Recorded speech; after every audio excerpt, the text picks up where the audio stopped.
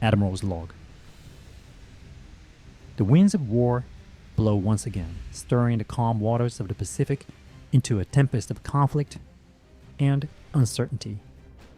After a brief respite of a year, China finds itself thrust once more into the crucible of battle, this time facing an unexpected adversary, Italy. For reasons unknown, the Italians have set their sights on waging war against China, their ambitions colliding head-on with our own as we prepare for the audacious invasion of mainland US. It is a development that, while unexpected, does little to deter our resolve. Already the gears of war are in motion as our forces mobilize and our warships prepare to set sail once more. Though our attention may be divided, our determination remains unwavering, our focus resolute in the face of this new challenge. For the Italians, this war will be a grave miscalculation, a futile attempt to challenge the might of the Chinese Navy and the determination of our people. Already, their fate is sealed, their defeat inevitable in the face of our overwhelming strength. Hey guys, Stealth here, welcome to episode 13. The Italian fleet has arrived. I'm not sure what they're hoping to achieve here, but all that's awaiting them is a watery grave. They have a couple of battleships. Let's have a look at these guys. They seem to be fairly old. They are only doing about 18 knots. They're packing 10-inch guns. That's 1, 2, 3... This thing is even packing 9-inch guns. Sure enough, it has 16 of them. But considering its displacement, its relatively low speed of 24.5 knots, and its many guns, I'm thinking this thing has side mounts. So really, they might be able to fire 4 or 5 at the same time, and that'll be it. Heavy cruisers? Yeah. 17 knots. It's like the Italians sent all their old trash over in order to send a message. I don't know. Look at this destroyer. Giacomo Medici.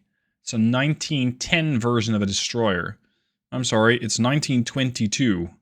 You have no business being here. So let's have a look at these old Italian warships. What exactly are we even facing? I'm not very impressed. Yeah.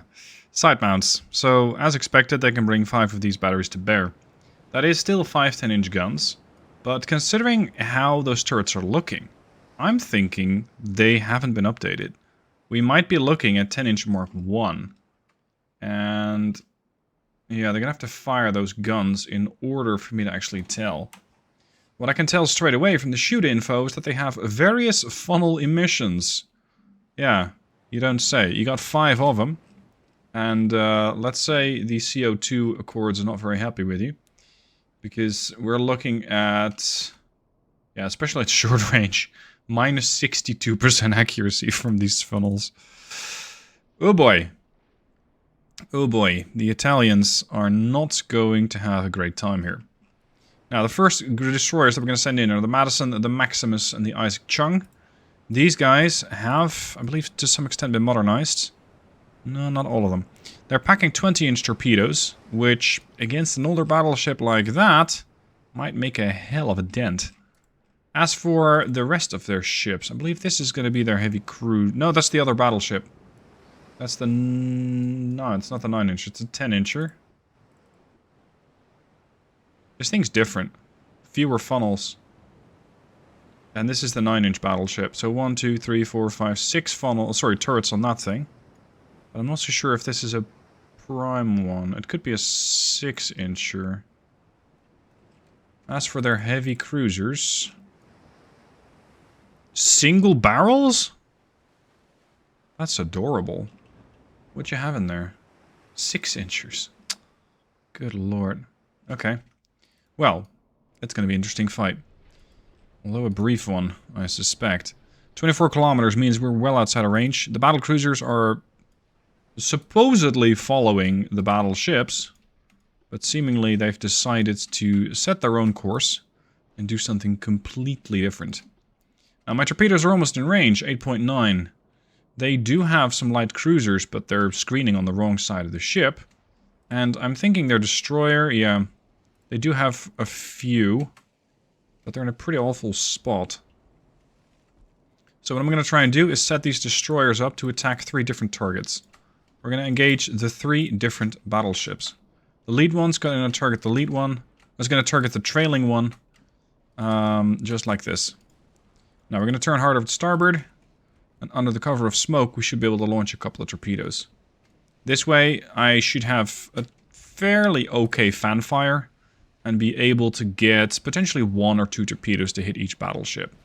That would definitely give them pause. And serious reason for concern. Oh, we got the 23 inches on the Maximus. Very nice. These things are doing 10-kilometer range. They're doing 32 knots, and they are more visible because it's a big torp. What the fuck are you shooting at? That is not your target, sir. They're torping the DDs? I thought I told you guys to start engaging this. Oh, I guess I misclicked there. Anyway, we might be able to thin out the destroyer herd a bit. And potentially hit some of the heavy cruisers behind them. That's going to leave a mark if it hits, which it don't. What? What are you doing? I'm not even... Okay. I have no idea what this destroyer just sent its torpedoes behind itself for. But it actually managed to start damaging an ally. Substantially, I should add. As for my torpedoes, so far no harm done. But we still have a couple en route to the battleship. I doubt we'll see much result there. Now, unfortunately, Destroyer Madison has taken some damage. If only they would actually turn away. Come on, gentlemen. Let's get out. Come on. Yeah, there's a torpedo. See, the Granicieri took 90,000 points of damage from 2 friendly torpedoes and survived. The rest of the ships here are doing their level best to kill off the Madison, and they definitely got it done. But because of all that, they're completely distracted and ignoring the real threats. The battleships and the battlecruisers. Not so sure exactly why there is 1 heavy cruiser around here. And the other guys are not. Because these supposedly started out with the same speed. Alright.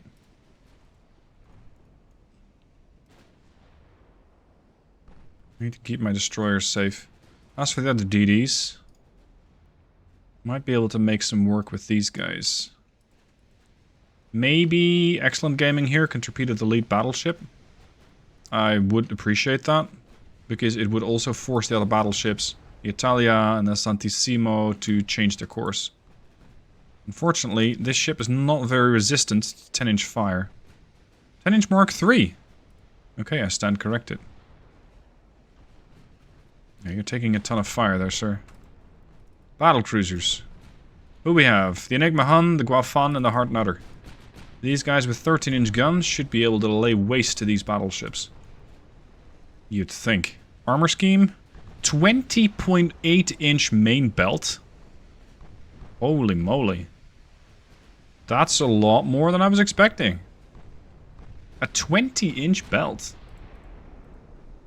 These guys are serious about the protection.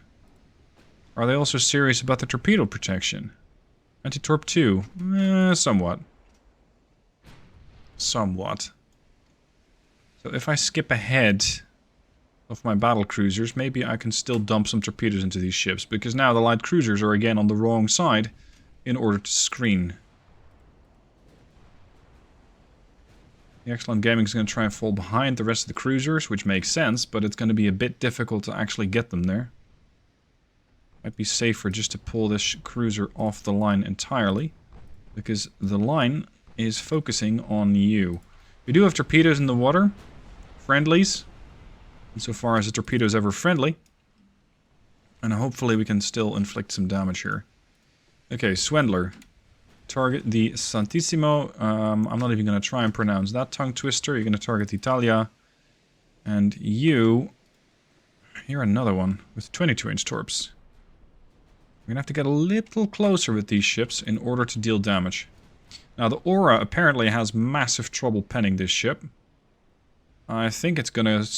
yeah, it's gonna go for the other ships as well.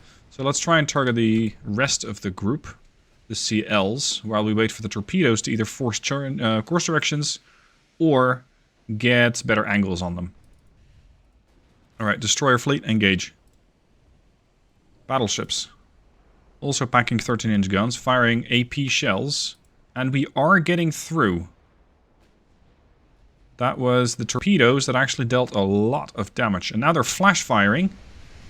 That is one turret that has left the ship. I wonder if it's going to be the first of many. Because if this ship is as old as I suspect it might be... Yep. It is a bit flash fire sensitive. And has a tendency to keep doing that. There we go, keep doing that. Are these torpedoes away yet? They are not. Aggressively launch your torps, please. Smoke up. You launched. You launched. Are you merging? You might as well be. And this is how you make new DDs. Welcome to the DD breeding program. These guys disengage from this division, if you please, and turn around, falling in behind the battle cruisers, so that I can still keep them around.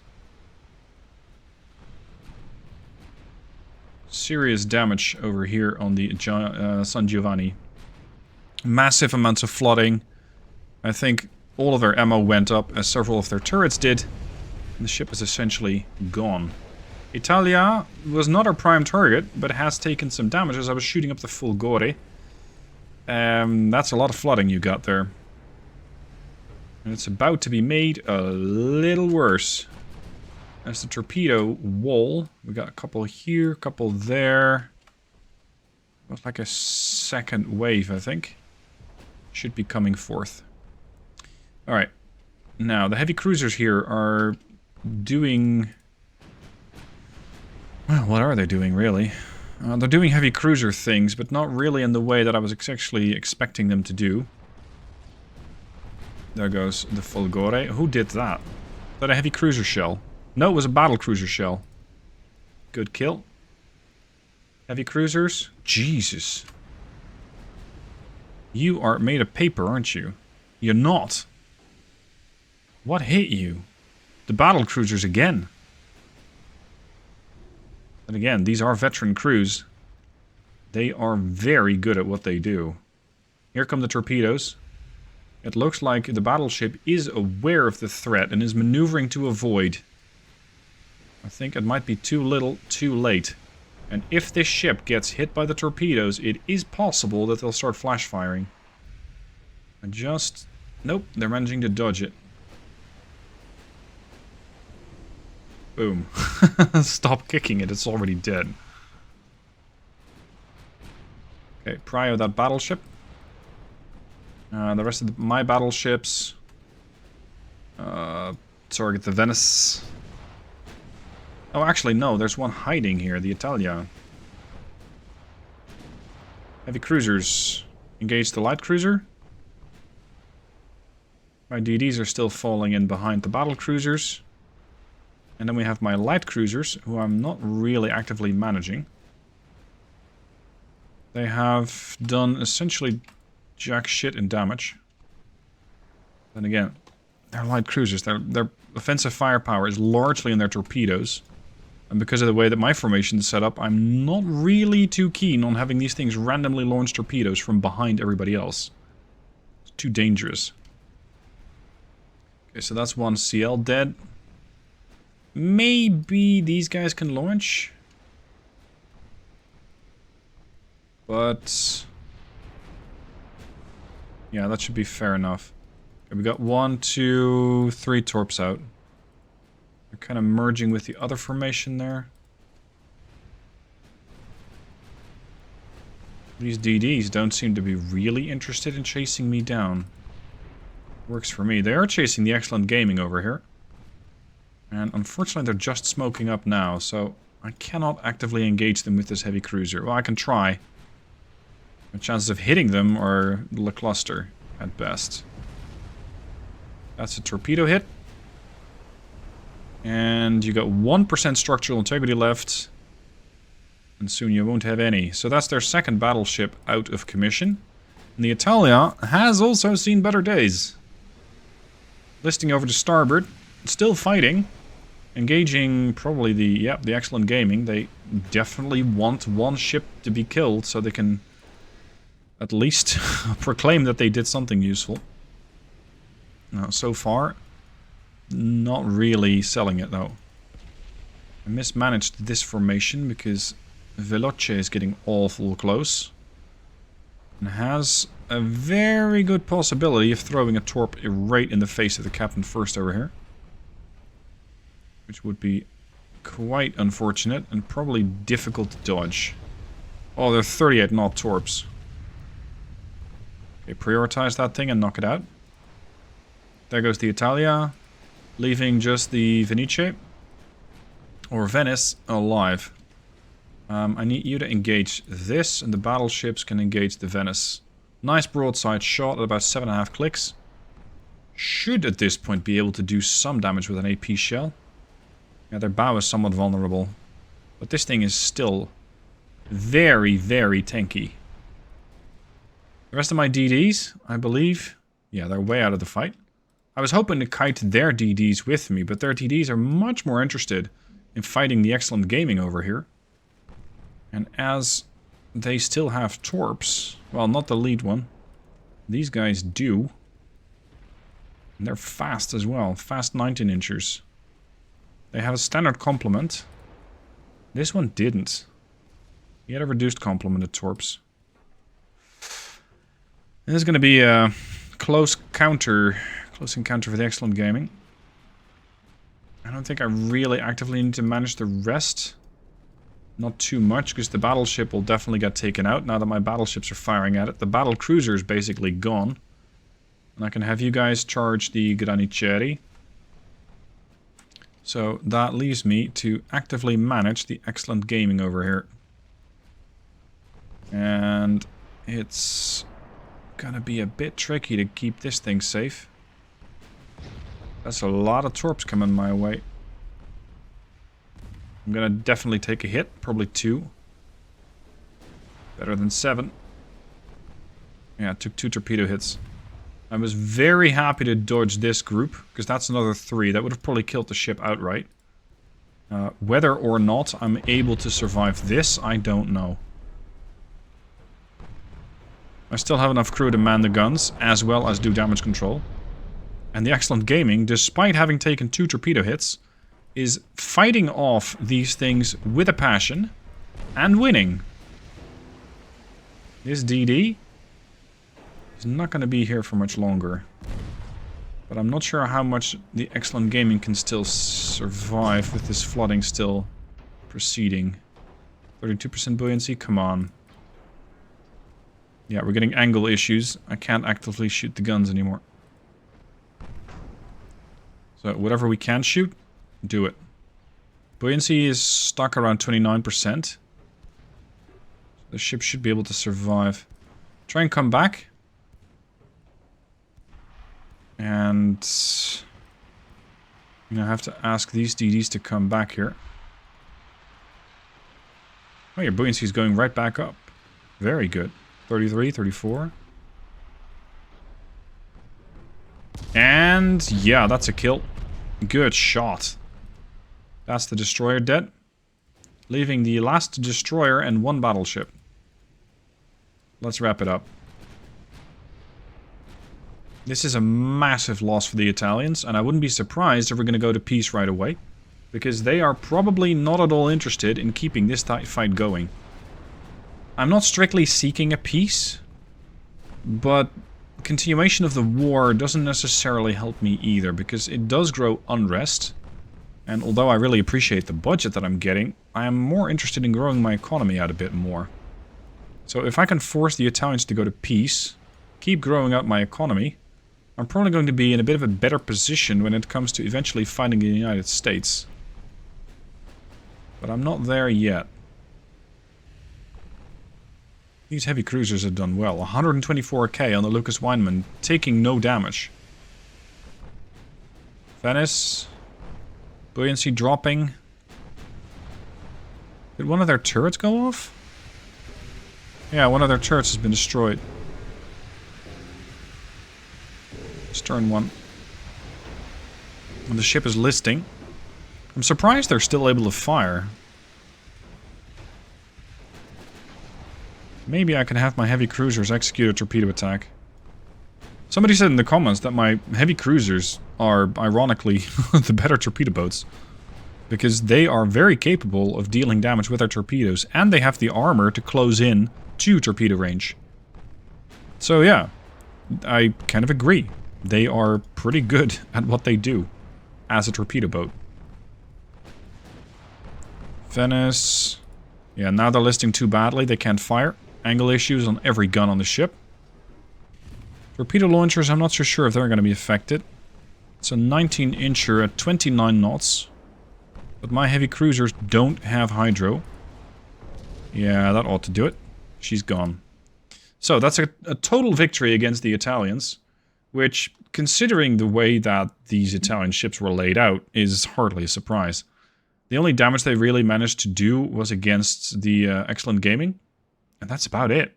Oh, and they sunk one DD. Yeah, the Madison. And here it is. The Italians are signing a peace treaty. Or at least there's recommending that I sign a peace treaty. I don't have any territories that the Italians can give up that I want. Because I want to focus my expansion on either Asia, so that's more of Japan, or the US. I don't want to have to patrol the Arabian Sea, or over here the Red Sea, because the Italian territories here, yeah, they might yield a little bit of income, but it would also force me to park ships there, just to patrol and make sure I don't lose transport, so I don't want to do that. Here we go, peace signed. Like I said, I don't care for any of their territories, so they're just going to have to transfer $500 million to my bank account, which is nice, and puts me on 2.4 billion, so I got a very hefty war chest there, which I might dig into at some point. For now, I'm going to just park my entire fleet again. We're just going to put everything back into mothballs, or at least into limited mode, so I don't have to spend a ton of money on them.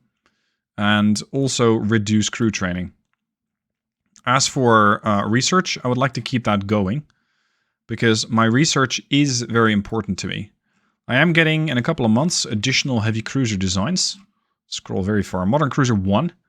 This is a tech from 1925, so I'm pretty early with it. And it's going to give me the Modern Heavy Cruiser 1. The reason I want that particular hull is because I believe it has a decent displacement. And hopefully it's not too expensive. So those two factors will allow me to mass up a serious amount of tonnage, so that potentially, in a future episode, I'll be able to invade the western United States coastline. It's going to take me a while getting there. As for the big guns, we are researching the Mark IV 9-inchers. We have the Mark II 20s. Apparently we're going back to getting a couple of Mark IVs, and then, I don't know, it just feels random with the research. So, a bit a month. We're going to have to wait a couple more months and keep going. Okay, a few months later we have the new cruiser hull, the Modern Heavy Cruiser number 1. Displacement up to 14,700 ton. Maximum speed 35.8 knots. At least these boys are quick. 28 knots and the other one was 32.5. So yeah, this is a nice speedy warship. The real question is, how expensive is it going to get? Because I need this tonnage to invade. So let's say I want to maximize the displacement on this hull. That's going to be 47.5. I want to make sure that we are within the ballpark of the Zhejiang class. Oh, sorry, not the Zhejiangs, the Jilin. These guys are displacing 13.5. And they're okay. They're armed with their 9-inch guns. They are costing me 94 million a month. Oh, sorry, total to build. They're costing me 4 million a month. I want to make these things decent range, but not too expensive. So I'm trying to aim for about 80 million. I'm not sure if I'm able to do that. I'm going to try and make them relatively slow And this way, I hope that I'll be able to keep them, let's say, relatively techy without breaking the bank. And of course, I do want survivability on these ships, because that is pretty critical. That's a relatively small modern tower. Okay, we're at 65 million already. Give me a stereoscopic 5 rangefinder. Ooh, this is gonna get tricky. I don't have a single gun yet. I'm on 74 million. We're getting 9-inch Mark IV, so might as well use that. 88 million. That's without a funnel. 18... not bad. It's 90 million. What happens if I start improving some gear on them? Yeah, there we go. 2 powder, give me better AP shells. This mod, BrotherMunro's Dreadnought Improvement Project, you can't exactly get away with just using semi-armor piercing shells or semi-ballistics like I tend to do. So that means we're going to have to go with something like this. Give me better steering, and now we're at 97 million. But we have a ship that can go very, very far. Engine efficiency is actually way too high with natural boilers. Okay. Interesting. And that's super funnel what? 3? What does 1 do? 284. I have thousands of tons left in order to make the ship either faster or stronger in armor department. How much armor can you put on this ship? About 10 inches. Okay, give me an 8-inch main belt and then 5 and 5. Yeah, we're definitely not going to make the target. Not quite. 2-inch substructure. Deck armor for, let's say, 3 and 3. Conning tower 10, please. 117 million for this cruiser. That's a bit much. I think they will be excellent fighting ships. That's their saving grace. Because the other class, the Jellin, is, well, it's similarly speeded at 24 knots. Like, these things do pretty much the same thing at this moment, so I'm gonna have to make a choice. Do I want to make this the new heavy cruiser class that's more expensive and more capable? Because these guys, yeah, they also got 3 999s. And they got torpedo launchers. I can add torpedo launchers to this as well, which would make them capable of sinking a battleship. Because I can add 24-inch, like what, electric torps? But that makes them very expensive. Yeah, that's a $3.2 million torpedo launcher. Yikes, is that per one? Yeah, that's per one. Okay, we're going to add 1.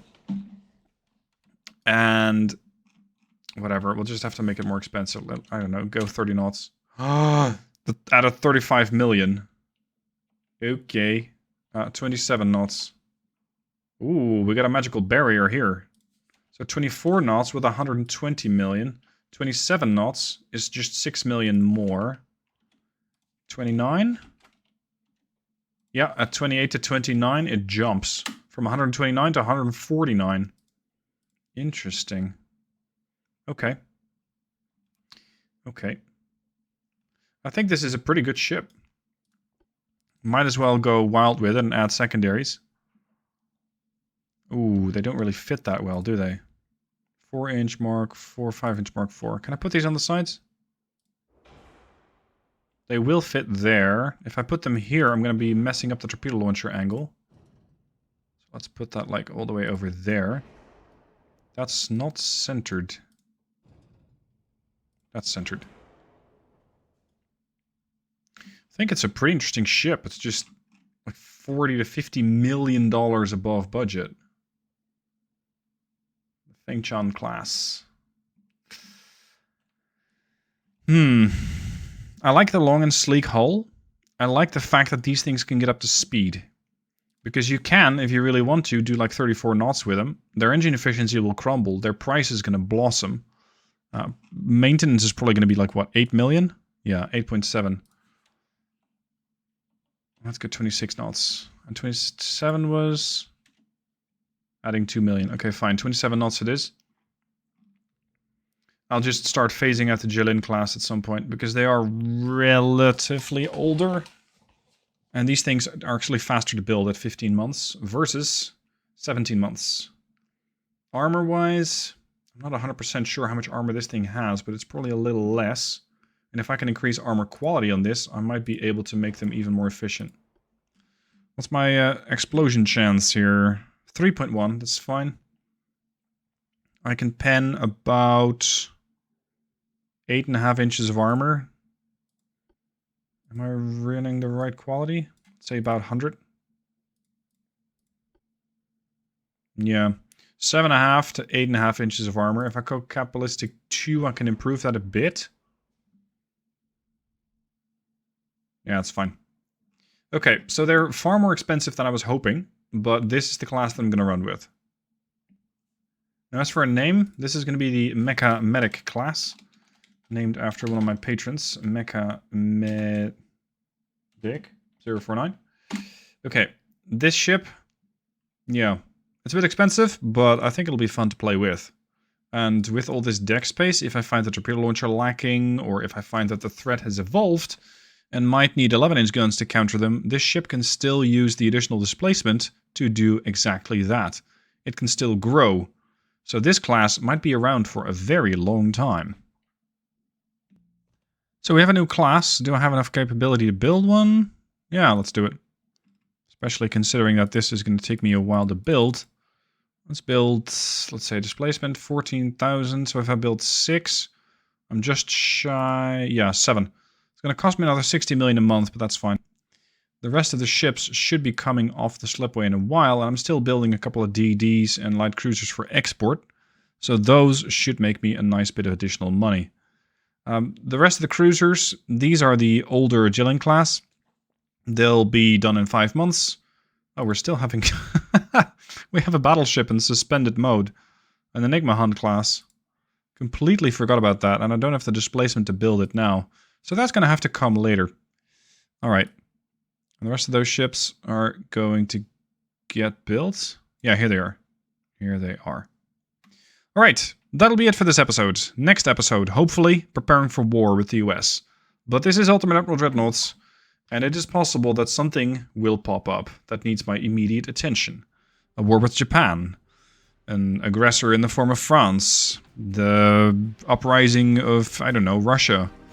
There's all sorts of trouble afoot, and we shall see where it takes us in a future episode.